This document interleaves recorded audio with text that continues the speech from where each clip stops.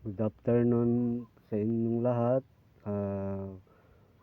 Patuloy natin sa monitor sa pag-asa natin na wala tayong nakita na low pressure area dahil po may low pressure area sa LPA sa atin ng Luzon, makasin natin ng habagat ng Palawan dahil po sa ating north southeast monsoon southeast monsoon and may ating pag-ulan sa ating Luzon, Visayas at Mindanao dahil po matinding habagat ng malakas ng ating sa Philippines area ng tinatawag ng pangalan ay Dingdong dahil po sa ating LPA, sa ating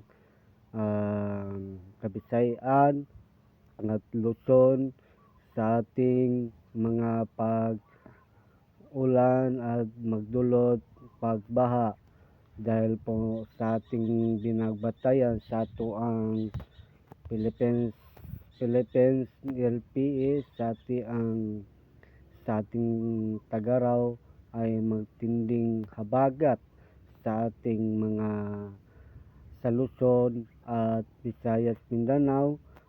Patuloy para natin ating binabantayan sa ating Philippines area.